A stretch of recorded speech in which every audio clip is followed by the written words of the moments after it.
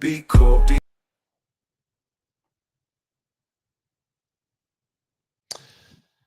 Good evening, everyone. My name is Todd Scholl. I serve as the lead learner for the SCEA Center for Educator Wellness and Learning. We call ourselves COOL for short, and right here is the website you can go to learn more about our Center for Educator Wellness and Learning, cool.us or cool.us, however you want to remember it.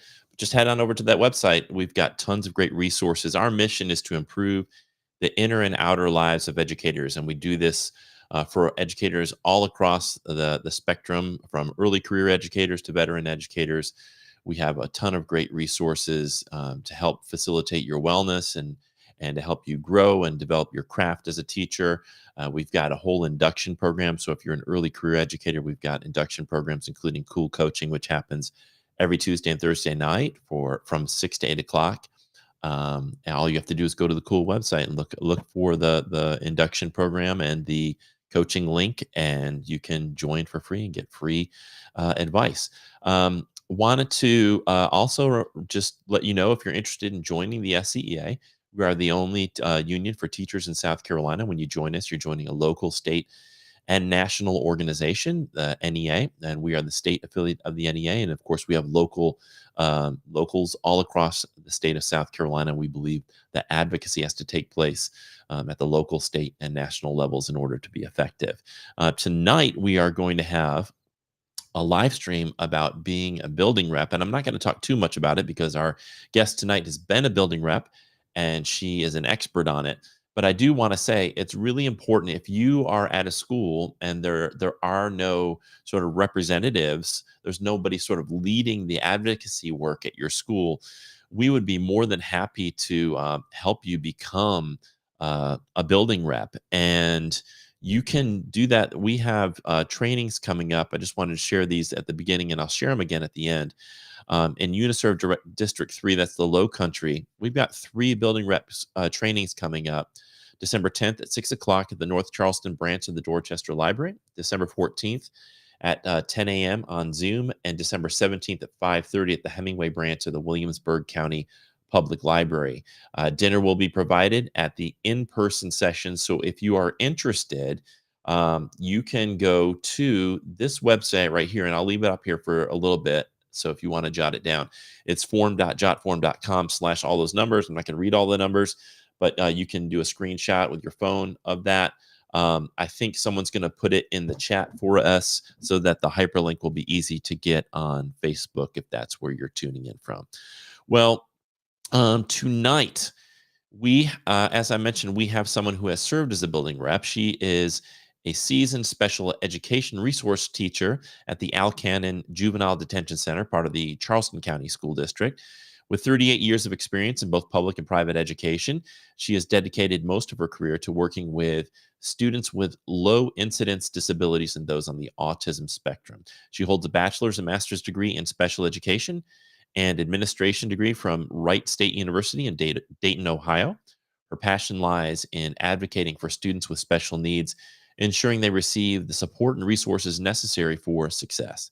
Despite leaving the low incidence classroom, she is deeply committed to advocating for safe and successful learning environments for students and staff in these specialized settings. As a local leader in the SCEA in the Low Country, she actively engages with legislators and community members to champion the needs of low-incidence students and the professionals who support them. Her advocacy extends beyond the classroom, where she tirelessly works to influence policy and drive positive changes for these students. So please help me welcome Barbie Ross. How are you tonight, Barbie? I'm well. How are you? I'm doing great. Actually doing really, really well. The election has thrown me off a little bit, to be honest. Okay.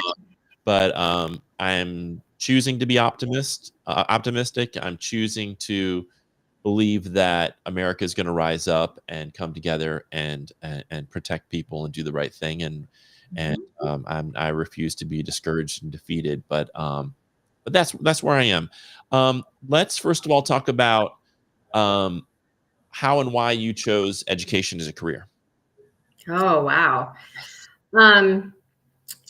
One year, I think I was probably 13, my mom decided I had asked one too many times what we were doing over the summer. I was bored. And she shipped me off to a day camp for students with special needs called Camp Stepping Stones. And I came home the first day crying, I am never going back. Never. And she said, you have to go for a week. And if at the end of the week you don't want to do it anymore, you don't have to. Well, I worked there every summer until I was 18. And then I worked there as a paid employee. And I just knew that that's working with kids with special needs was where my passion lied. And so I looked at the different options as far as careers were concerned with working with kids that had needs. And I looked into nursing, and I don't do blood. Yeah.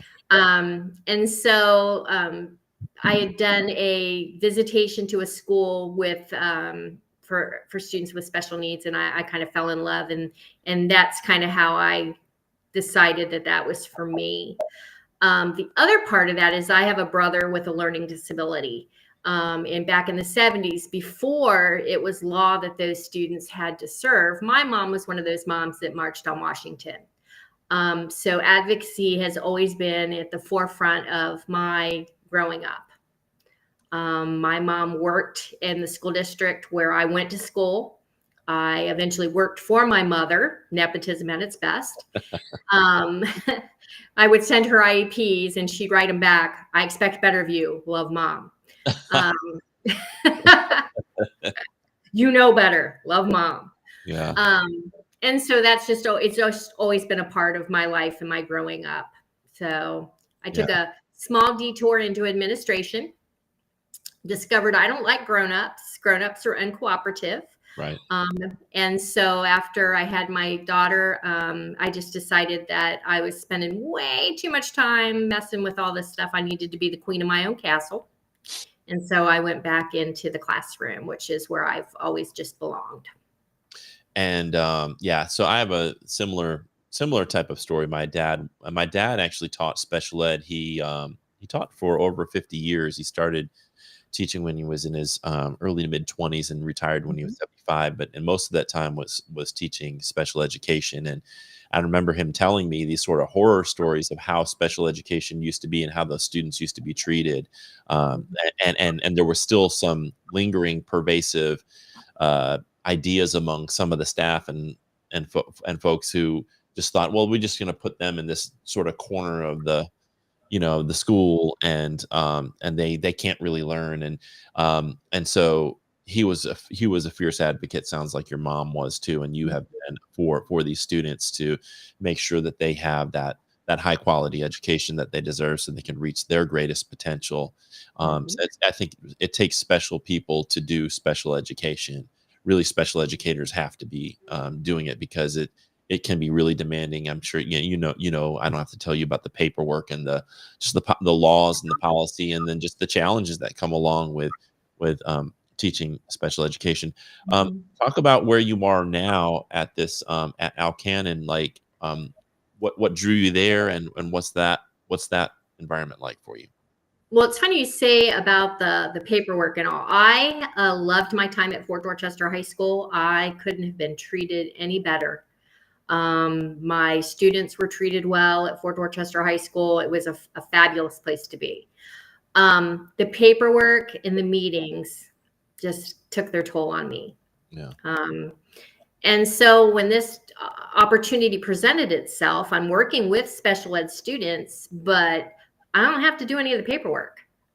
Like, I used to spend all weekend writing IEPs for the following week so I could have a meeting every morning. And that just was sucking my life away. The kids never been a problem. I love working with kids. I love them. I miss them terribly because it's a different relationship at Alcannon. But it was the paperwork that did me in. And then, quite frankly, the pay. I want to retire. This is like you said, year 38. I'll be 60 very soon. I'm getting to my expiration date. And so, your retirement is based on your last 12 quarters, your highest 12 quarters. And so moving from Dorchester County to Charleston County was a significant jump in pay. And so that was the other reason that that I decided to move from Fort Dorchester High School in Dorchester to Charleston County. What do you think, now that we have like AI, uh, what is the answer to that? Because I really feel like that's such a huge stumbling block, and that's why we have such a high turnover rate with special education in particular. Because we know that teaching, just in general, the teaching profession is very demanding and very taxing to begin with. It's a stressful, one of the top two stressful professions in the country, along with nursing that you mentioned earlier. Um, what would you recommend if you could talk to policymakers about that paperwork piece and some of the sort of regulatory pieces, that would help sort of free up some of that time, so to make that job a little bit more palatable or like doable for more people?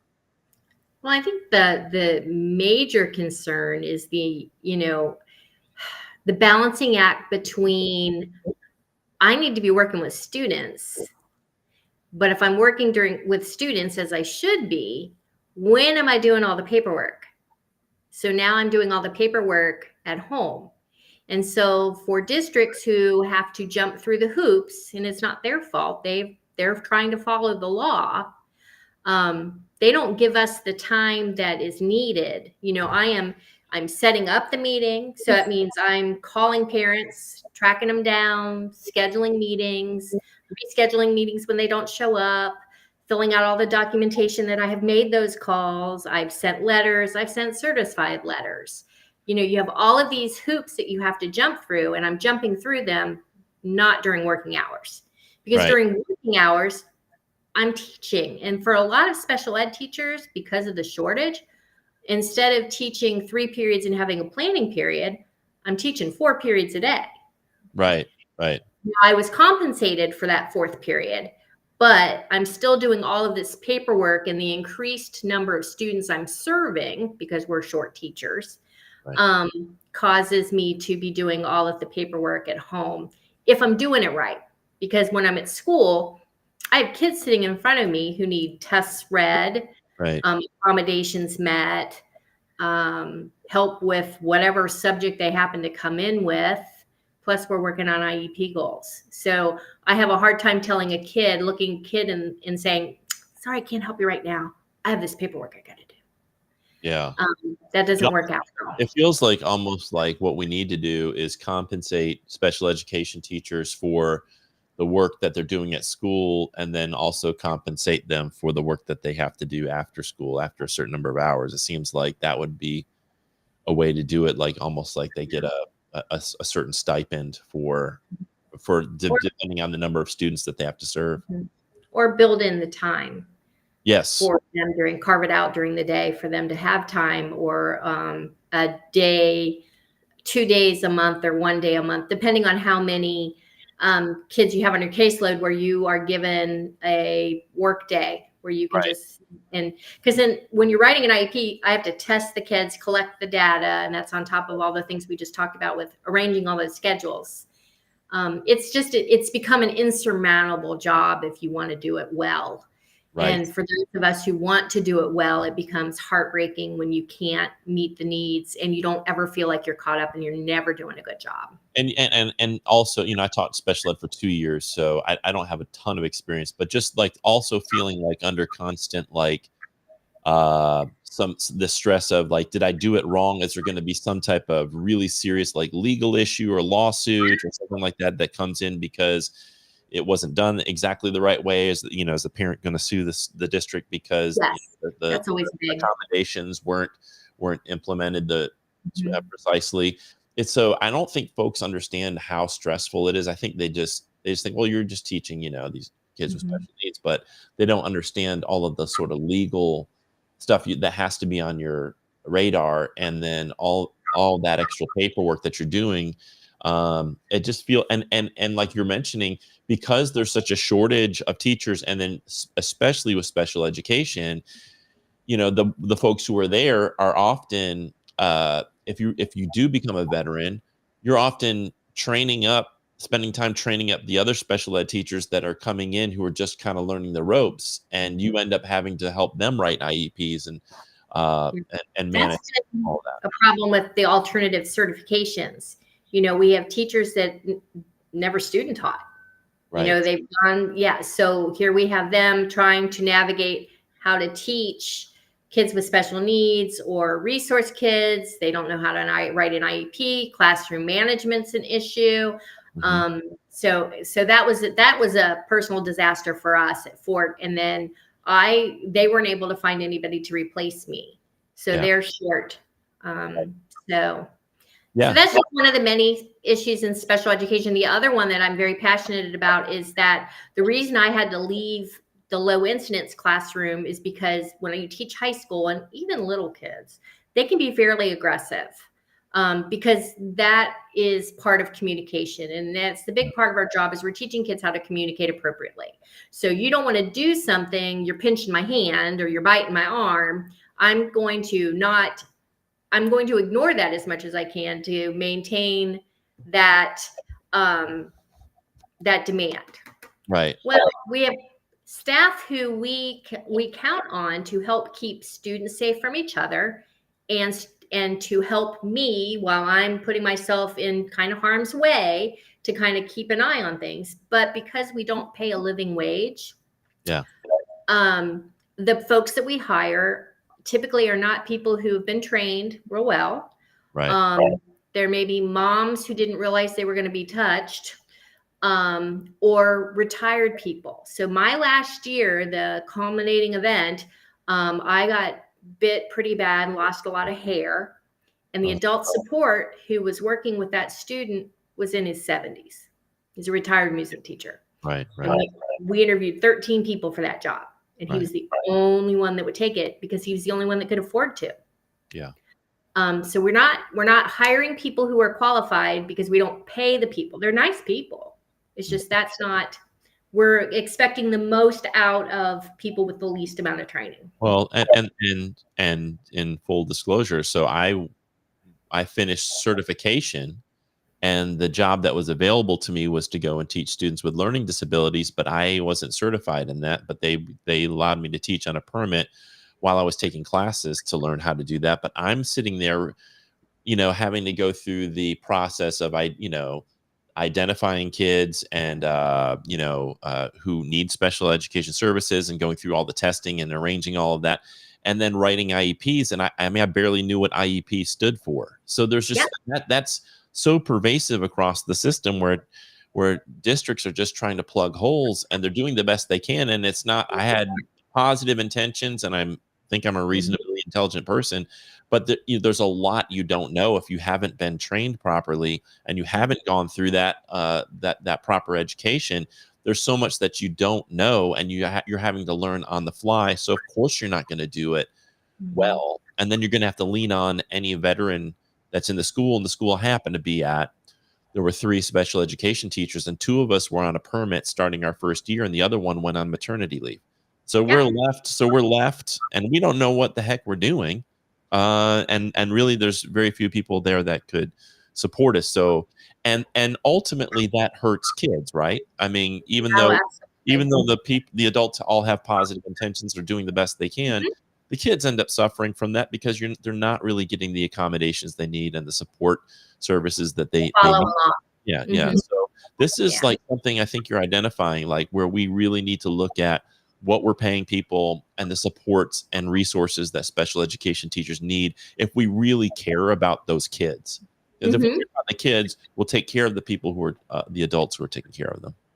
Yes. And it's not necessarily at the building level. I was very well taken care of. If I pressed a button and needed help, somebody was coming. There are horror stories even around South Carolina where, a special ed teacher may just be getting totally knocked around and nobody comes. I fortunately have never been in that situation. My assistant principals were right in there getting the knocks with me. It's just that when you're trying to count on people to protect you, you have to be able to have people who are physically fit enough to do the job.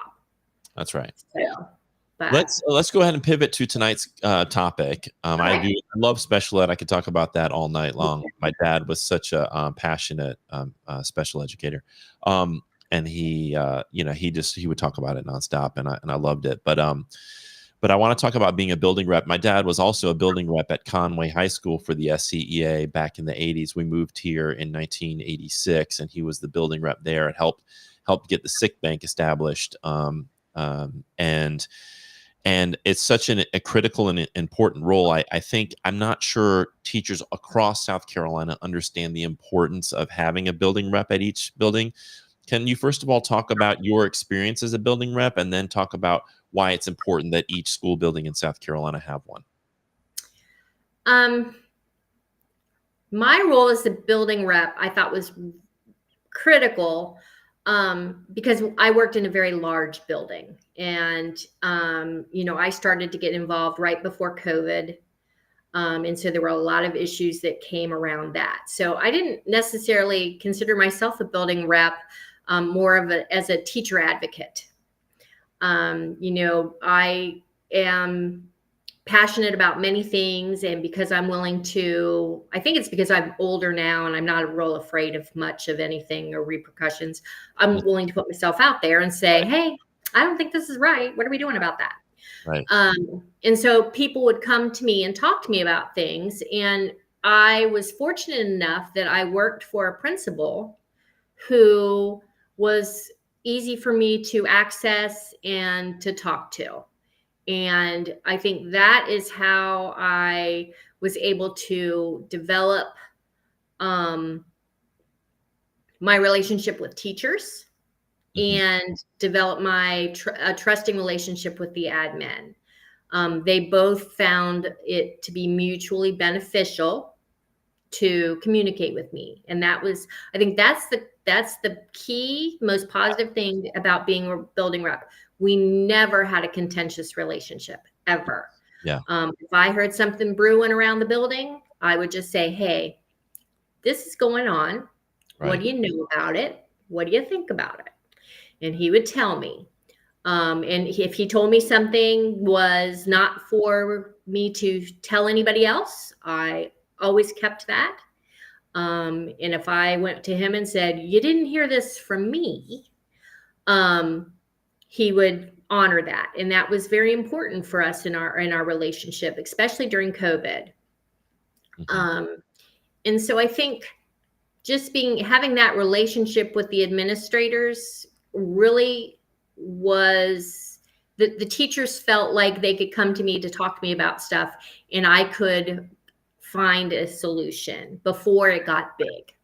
Right. And I think that's found that most administrators, what they don't want is you just coming in complaining or backbiting. It's like, but when I would come in and talk with an administrator about an issue, and what was key is to couple that, here's the issue and here's what I think we could do about it. Is that possible?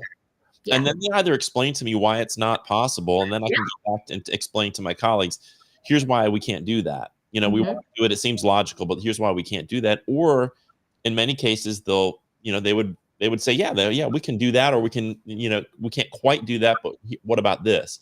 An example of that was I was on the school improvement council, and I would go in and we would have this thing at the end of the year where every teacher had to go and kind of do a scavenger hunt and get signatures from like the custodial staff, from the library staff, from the, all over the place. And half the time those people weren't in their offices, and we're spending the entire day like searching for people. And so I went and I said, can we just have all those people come to like a central area, like in the auditorium of the library, and just be there seated at a certain time, and we can all go and get all those signatures at once? Not only did she not do that, but she said, I'll tell you what, we won't even have to do this anymore, as long as every teacher guarantees that if there's something they haven't done, that I can call them and they come back in during the summer to take care of it. I said, I'm pretty sure everybody's going to be good with that. So that's what we did. And then we didn't even have to do those scavenger hunts anymore. And so it's like, I just think a lot of times teachers, maybe they're afraid, but it's important that, like you said, I wouldn't have done that in my first couple of years. But as I became a veteran teacher and felt more confident about speaking up and realizing they're not going to fire me for just saying there's a problem and here's a solution. I think what we need is at every building in South Carolina someone like that who isn't afraid to speak up, but also is a problem solver. So tell me, like, why that's important. If every school in South Carolina had a building rep, what would that mean for our profession? Well, I think it would cause folks to not be so frustrated. That would eliminate one of the frustrating things about your day. You know, a lot of people feel like, oh, I'm alone in this, or I'm the only one with a particular problem. When you have a building rep, you have somebody to go to. And that's when I'm explaining membership to people and why membership is valuable to a person versus membership in maybe one of the other organizations. You know, if you're having an issue, and this is important in all of our buildings, if you're having an issue and there's a building rep, that's your first line of defense. Right.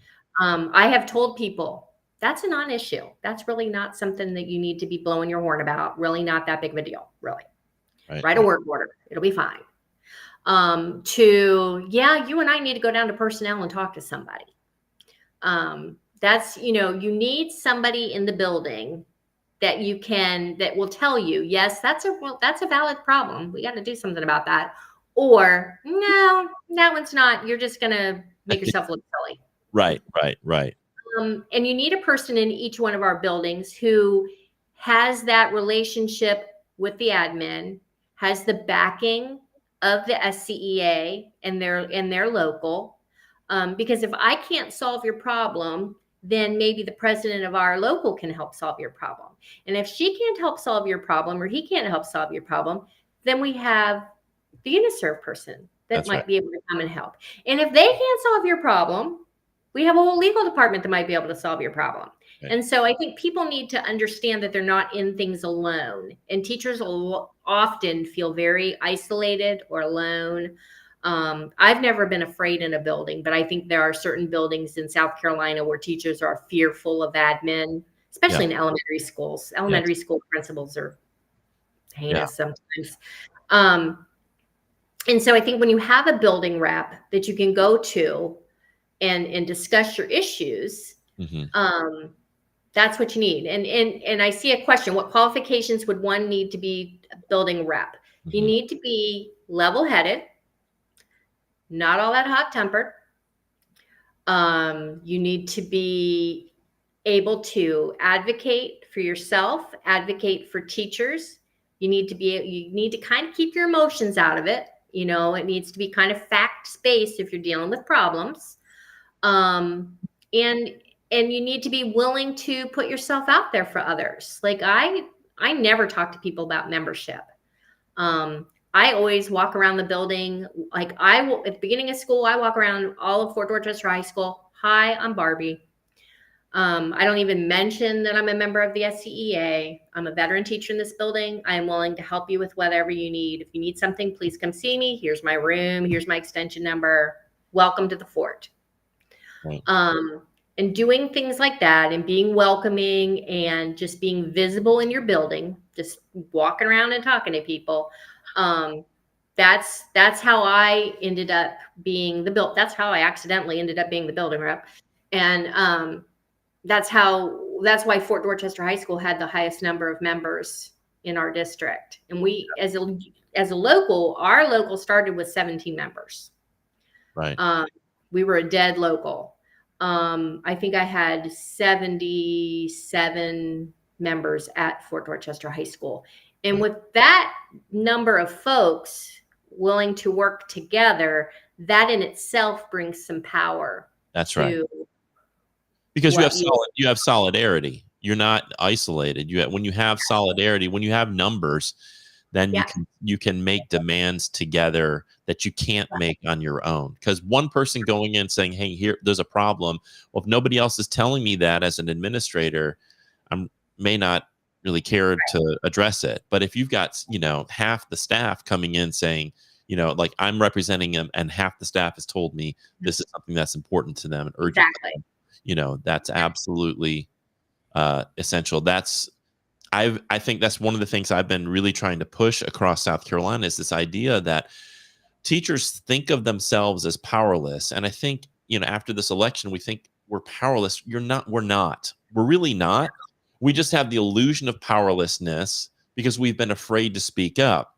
But if we would just come together, and folks brave enough to lead and then come together in the spirit of solving problems, in the spirit of taking on issues and being like a very rational, reasonable champion of just doing what's right and fixing things that aren't working. I mean, that's not. They're not going to mass fire everybody, but because we just think, okay, if I close my door and pay dues to an organization, somehow magically in Columbia they're going to work it out, and that model isn't going to work. True power has got to come from the grassroots. It's got to come from the bottom up in order to be effective. It's not going to work. Just like paying cheap dues and hoping somebody's going to fix it for you and just praying that it doesn't make it, bad things don't make their way to your classroom. Well, the thing is a lot of times, when you work in a large school building, administrators have so many things that they're doing already. They don't know some of this stuff is going on. They don't know what the brewing is going on in the building. They count on somebody to say, hey, I'm a team member. I'm not the enemy. Right. That's important. People think union and I'm not the enemy. We're here to work together to make this school the best possible place it can be for the students who walk through that door. That's the goal of admin. That's the goal of teachers. We just need to work together to make that happen. I was in a fortunate situation where all of the admin in my building were very on board with that idea. Yeah. Now, delivery is everything. Like I said, you can't just go in, slam the door. It's, you kind of have to have a little bit of a sense of humor, some humility, and hey, I just want you to know. Yeah. Yes. My principal, I would stick my head in his door about once a week and go, hey, got some time for me? And he'd go, yeah, come on in. He never told me no. Yeah. If I asked him a question he didn't want to answer, couple minutes, if I texted him, or he'd come down to my door. Yeah. So you have to form that relationship with the people in your building. You have to form a trusting relationship with the teachers. With the teachers, the cafeteria staff, the custodians, all of those things. All of those people are a vital part of the building, and you represent all of those people. Right. So you need to make sure you're making yourself available to those folks as well. Part of being a building rep is having the 10-minute meeting where you're sharing information. Now, that was a struggle in my building because it was so big, so many people, so many meetings. I'm a special ed teacher. But we found ways to, we would use the WhatsApp app. There were core groups of teachers that would disseminate information to the members or the teachers in their department. So I would WhatsApp a message to a group of teachers, and then they would disseminate information, or I would show up at department meetings and say, hey, I need 5 minutes. Yes. And I've encouraged teachers to do that.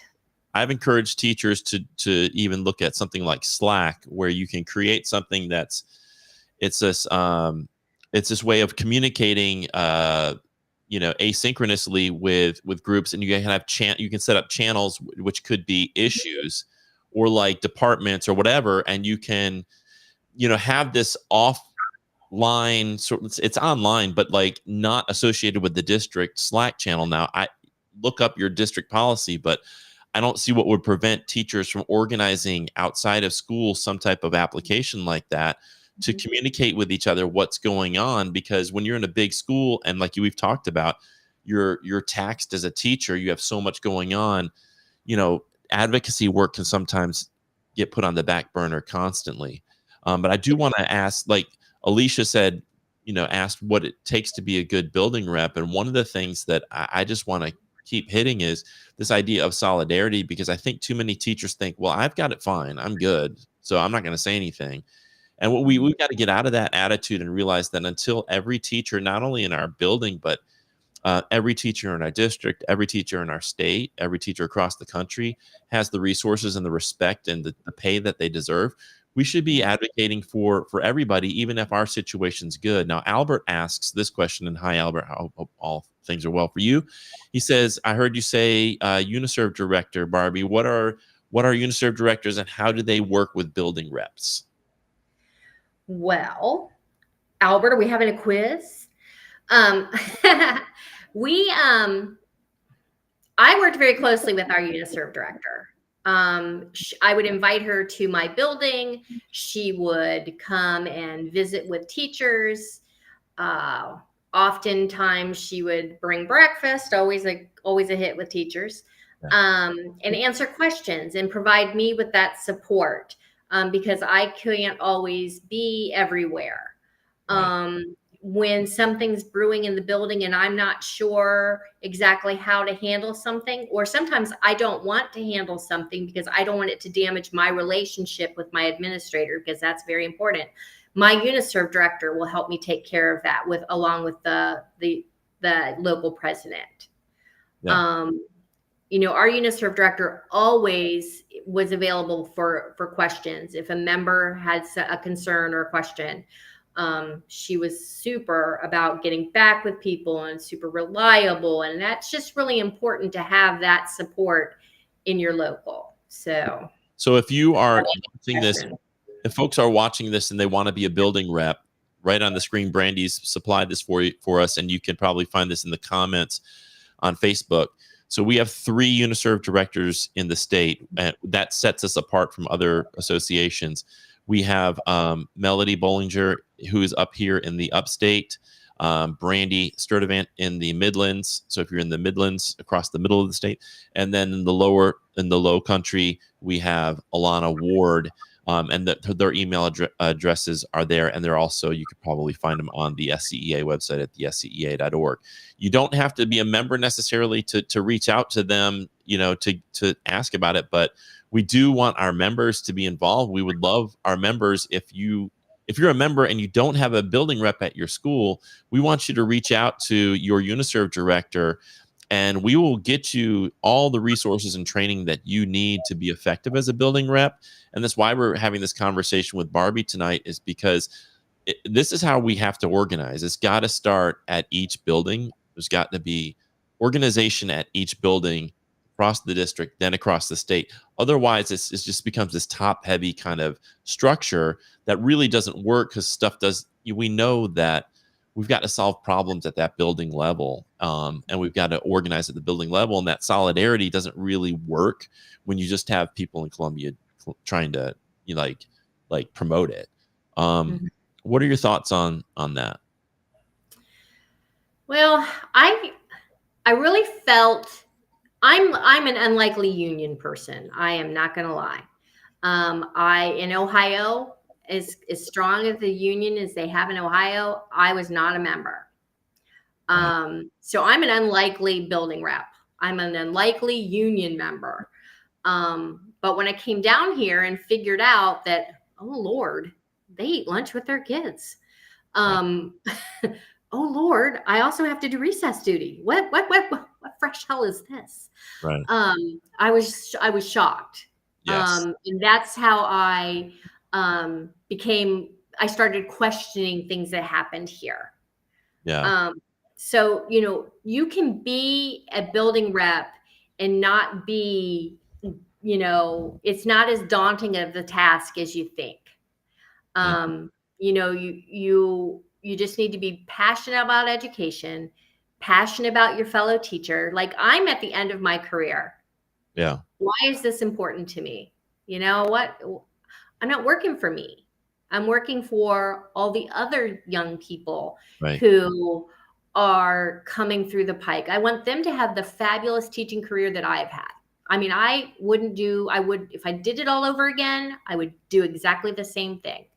And I want that for other teachers. And I want that for my daughter's children to have teachers like that, Yeah. And so it's important for us to be in solidarity and to join in group, because there's power in numbers. That's right. And I always forget that I was just in a lucky situation and I did not have to fear for my job, or, I was allowed to speak at faculty meetings. Hey, can I have 5 minutes at the end? Sure. Yes. Um, and I know that not everybody has that, but I really do believe that that's part of the relationship building that you have to start with your building administrators. I'm not the enemy. That's as long as you are not the enemy, you're not the troublemaker, you don't have to be. That's not what union is. That's right. It's suggesting what's right, coming up with some solutions, and helping the people in your building follow you through those solutions. It's really interesting that you bring that up about coming from Ohio and sort of the this sort of shock at what you're seeing in terms of working conditions. And I hear this all the time when I go to NEOs at the beginning of this, before the school year starts, and these new employees are from New York or New Jersey or Ohio or whatever, and in strong union states. And they're like, of course I'm going to join my union. It's kind of like, just, of course, it's like they're the people that are usually pretty easy to talk to about membership, because they understand and see what that means. Like when you actually have solidarity, and we'll just talk about the word union, when you're unified, when you come together as a group of people, you really do have the power. Then you're picking up, and I'm not using weapon as like I believe in violence, but you have this weapon now that you've laid down, and you think someone else is going to fight the battle. No, you've got to actually pick up that weapon and wield it yourself. And that weapon is unity and solidarity. That can't happen if you're just paying dues and hoping someone else is going to pick up a weapon for you. It's like you've got to become part of this battle. And I hate to use violent imagery, but that's the best metaphor I've got at the time right now in my head. But like it is a battle that we're facing, and we're against very strong, extreme people trying to dismantle our public schools right now.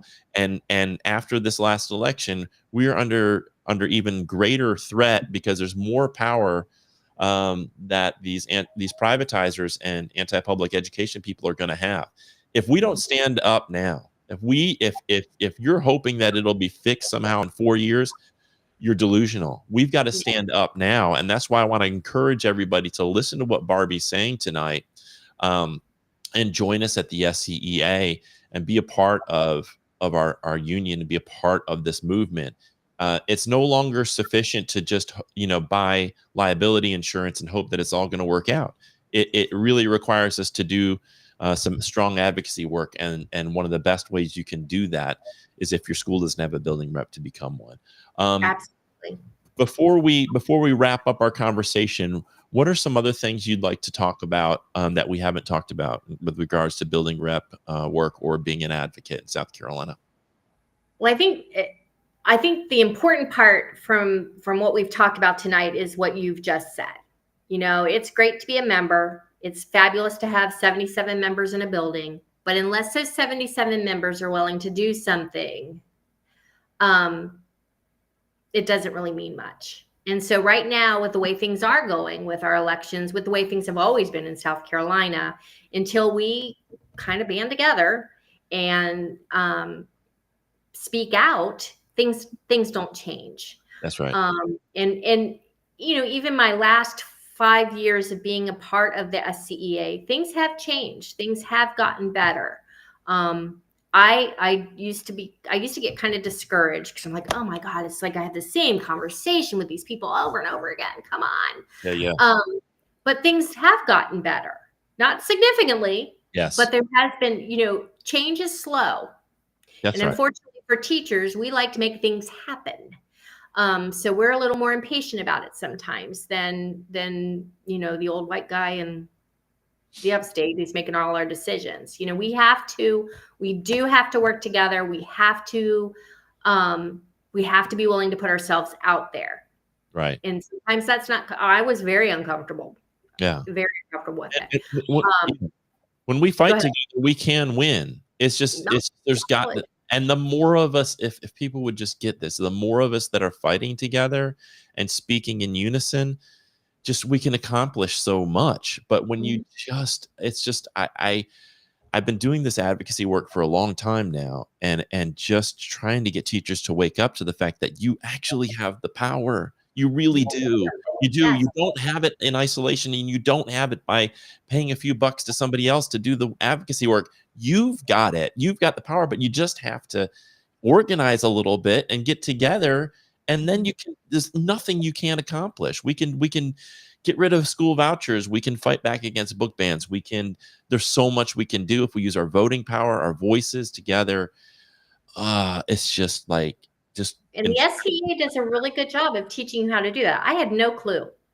right. When I started in this, I started, I was part of SC for Ed to start with. And I met Sherry East, and she was offering us solutions and offering us help. And so that kind of just morphed into a relationship with her and the SCEA. And I was just like Mary Rita's wingman. I just going to go with her just to go with her.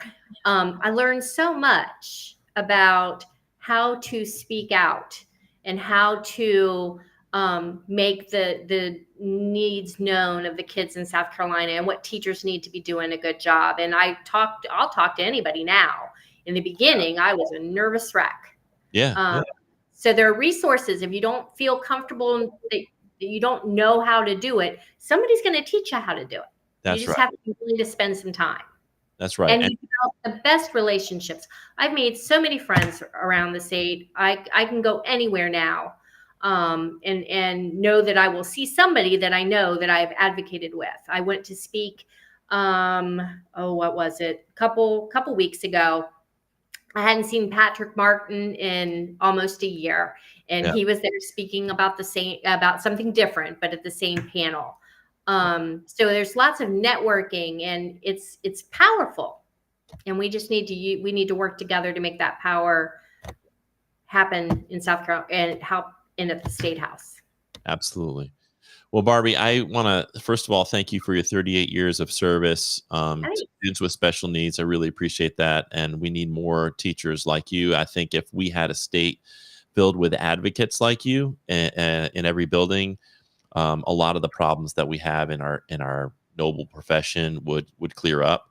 So I appreciate you leading the way, and also appreciate the work that you're doing with students with special needs, and your dedication to helping improve the lives of not only those students but the educators in your area, in your school, in your district, and really across the state. Your voice has been powerful and important, and I appreciate this conversation with you tonight. Thank you so much. It was a pleasure to be here. All right. Take care.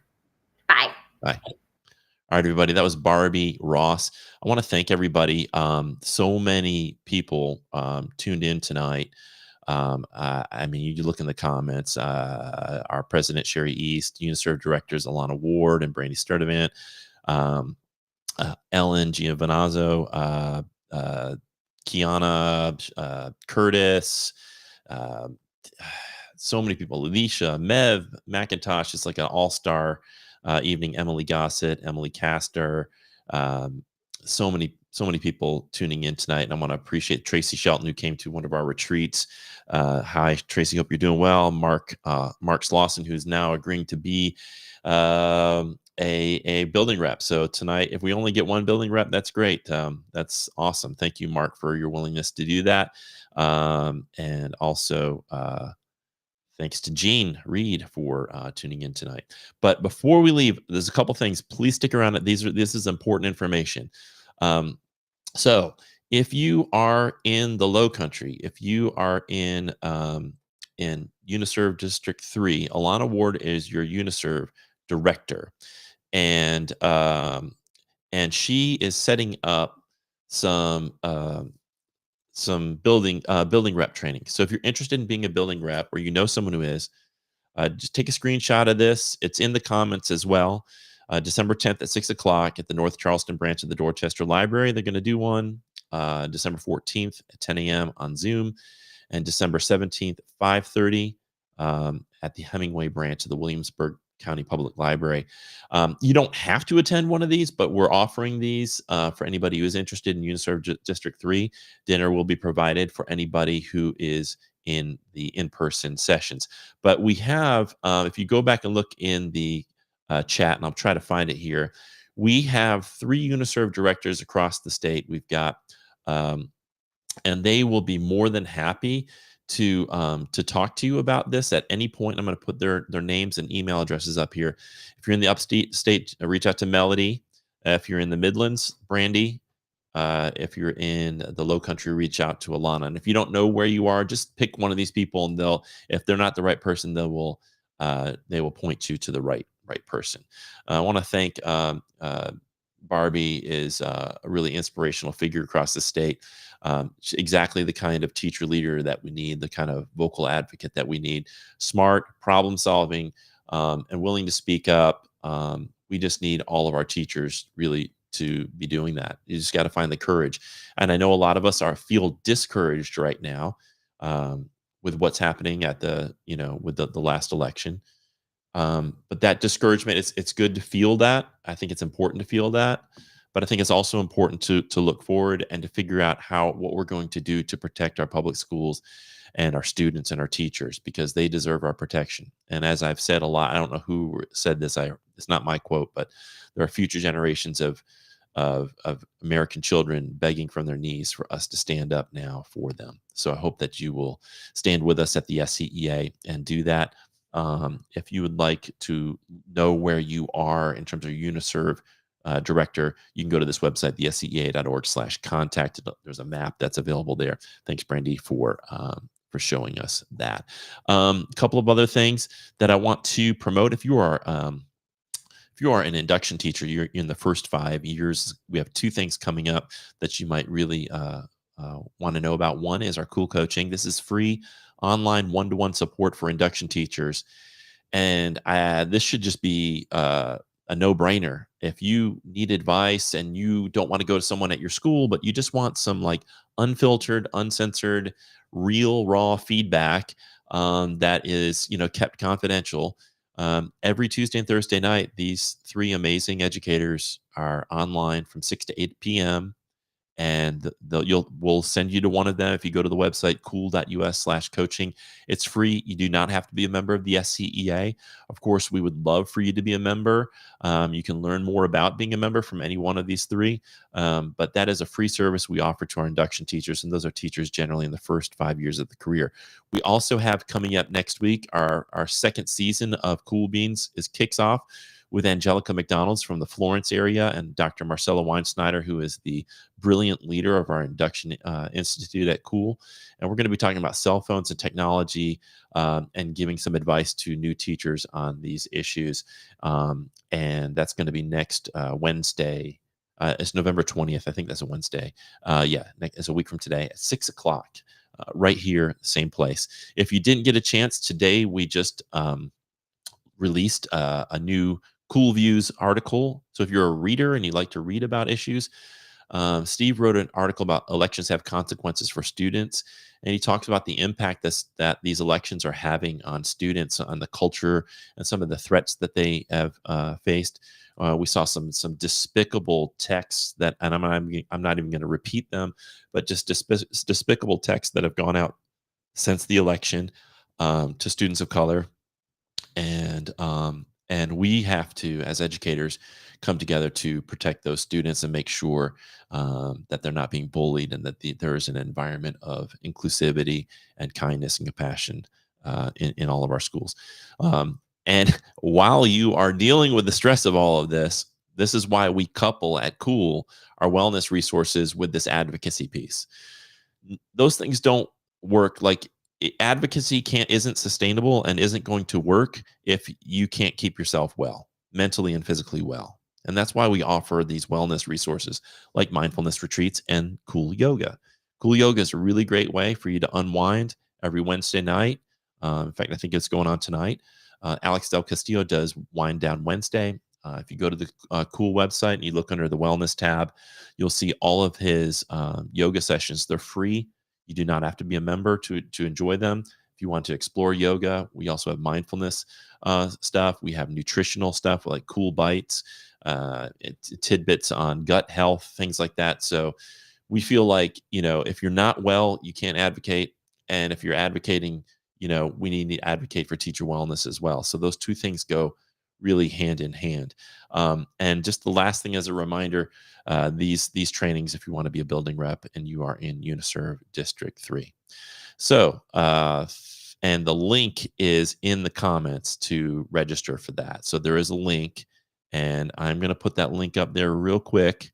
It is this long thing. So get out your phones and just take a shot of that, or just go to the Facebook page and look. And I think Ellen put the link in there, so you can just click on that link and register for those building rep trainings.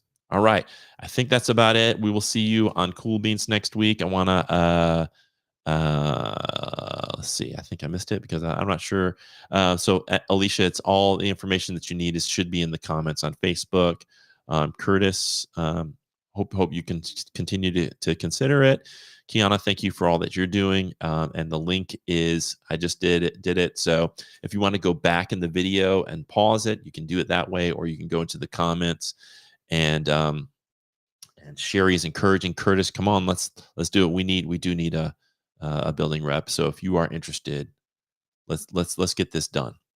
Thanks to Albert for tuning in. Appreciate you, and we miss you down here in South Carolina, Albert.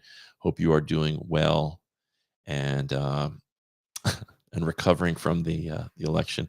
Yeah, and Kiana, you're welcome. You're welcome. Thank you so much to Barbie. I want to thank Mary Rita Watson also, who suggested Barbie as a guest. Really great suggestion, and I appreciate her and what she's been doing for the SCEA. Let's see.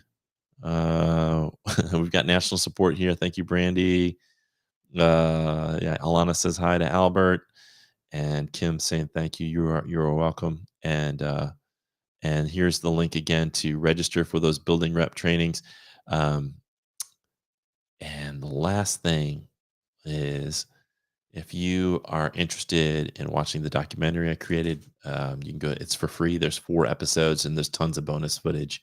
You can go to cool.us/rehumanizing school. This is sort of my thesis after 30 years in public education of where we need to head in terms of school culture. So if you are interested in learning, watching that documentary, it's free. The episodes are around 15 to 20 minutes in length each, and there's 4 of them. So if you are interested in hosting a screening, you can reach out to me as well. So many people commenting. Oh, wow. Alana. Yep. You're amazing, Alana. We appreciate you. And Emily. Yep. Appreciate you in Horry County. And Tracy. Yeah. Thank you so much for saying that. And we're going to again post the link. It's in the comments. Ellen's put that registration link for the building rep training if you're interested in that. So that's it for tonight. We will see you next week at 6:00 with our second season of Cool Beans. Until then, make sure you go to Cool Coaching if you need it tomorrow night at 6 to 8 o'clock. You can find the link on the Cool website, and reach out to us anytime. If we offer Cool offers free professional learning to all public schools and districts across South Carolina. So if you see anything on our website that interests you, we are more than happy to come out. I do all kinds of sessions on school culture, on mindfulness, on trauma-informed practices, a whole bunch of stuff that we do. And we'll be happy to come out and do that.